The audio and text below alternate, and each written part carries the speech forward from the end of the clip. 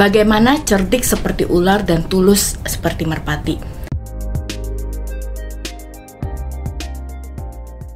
Matius pasal yang ke-10 ayat yang ke-16 berkata, "Lihat, aku mengutus kamu seperti domba ke tengah-tengah serigala.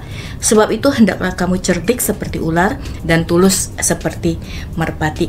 Bapak Ibu Saudara, ular seringkali justru dikaitkan sebagai binatang yang licik.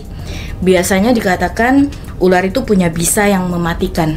Ketika digigit dengan begitu cepat, maka mangsa yang tidak siap akan segera mengalami yang namanya kesakitan.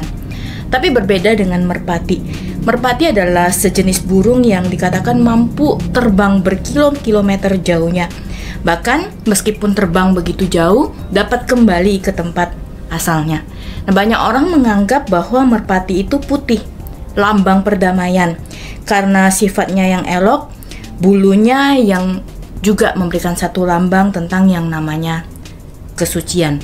Nah, kalau kita melihat konteks dari pasal yang ke-10, ayat yang ke-16 sampai ayat yang selanjutnya, dikatakan bagian itu diberikan satu judul oleh Lembaga Alkitab Indonesia, yaitu penganiayaan yang akan datang dan pengakuan akan Yesus. Konteks ini bicara tentang bagaimana ketika Yesus mengutus ke-12 muridnya dalam satu misi penginjilan, pengajaran, penyembuhan, dan bagaimana mempersiapkan diri ketika menghadapi tantangan dan kesulitan di dalam pelayanan. Tuhan Yesus menyadarkan mereka, para murid, mengenai bagaimana bahaya yang akan mereka hadapi. Tapi bukan hanya menyampaikan tentang apa yang akan menjadi bahaya yang akan dihadapi. Yesus juga memberikan tentang bagaimana mereka, para murid, harus menggunakan kecerdikan dan kepandaian. Pada saat yang sama, mereka juga harus tetap saleh, mereka tetap harus tulus. Orang-orang percaya digambarkan sebagai domba, binatang yang patuh, binatang yang tidak berdaya. Sementara serigala digambarkan sebagai orang-orang atau segala sesuatu yang berbentuk kejahatan yang menguasai dunia ini.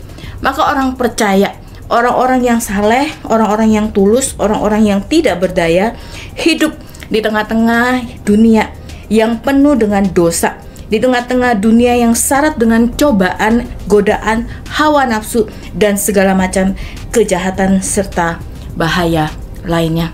Maka nasihat ini diberikan oleh Yesus supaya orang-orang yang percaya, yang hidup di tengah-tengah dunia ini, mampu hidup cerdik seperti ular dan mampu hidup tulus seperti merpati. Bapak Ibu, cerdik yang dimaksud di dalam bagian firman ini adalah seorang yang penuh dengan kehati-hatian, seorang yang bijak dalam urusan sehari-hari. Intinya, kalau dikatakan cerdik, itu berarti punya satu kemampuan untuk menggunakan pengetahuan demi mencapai satu tujuan. Maka ketika Yesus memberikan bagian harus licik, harus cerdik seperti ular, itu berarti kita tidak boleh menjadi bodoh, tapi harus penuh kehati-hatian dan bijak menyikapi segala sesuatu. Dan ketika dikatakan tulus seperti merpati, tulus itu berarti tidak bercampur. Artinya tidak tercemari dengan yang jahat, harus tetap bersih dari kelicikan dan harus tetap bersih dari kejahatan. Maka sama ketika Yesus mengatakan harus tulus seperti merpati, itu berarti kita harus jaga hati kita supaya kita tetap bersih, tidak punya niat jahat untuk menjatuhkan atau bahkan melukai. Karena memang tujuan domba di tengah-tengah dunia ini adalah untuk menyatakan kasih dan kelemah lembutan seperti Kristus, seperti Yesus yang menyatakan kasih dan kelemah lembutan di tengah-tengah dunia ini. Maka Bapak Ibu Saudara, kalimat hendaklah kamu cerdik seperti ular dan tulus seperti merpati, itu mengandung satu arti bahwa Tuhan Yesus mengajak setiap kita orang-orang percaya untuk melakukan sesuatu yang bertujuan baik dengan cara-cara yang benar dalam kehidupan setiap kita.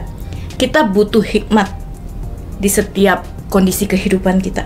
Kita butuh pertolongan Tuhan untuk menjalani hari-hari kita. Kita butuh Tuhan untuk boleh menolong kita, menjauhkan kita dari dosa dari pelanggaran, dari hawa nafsu, dan juga keinginan duniawi yang mencoba menyesatkan setiap kita. Bapak Ibu Saudara, kita tidak bisa selalu menghindari masalah atau tekanan dalam hidup ini. Namun dalam anugerah Tuhan, kita akan terus mampu untuk bertahan dalam perjuangan iman di tengah-tengah dunia ini. Maka sebagai orang-orang yang percaya, marilah kita menjalani satu kehidupan yang sungguh mengandalkan Tuhan, yang sungguh mempercayai Tuhan, bahwa Tuhan akan menolong kita dan memberikan hikmat bagi setiap kita untuk menjalani hari-hari kita. Tuhan Yesus memberkati.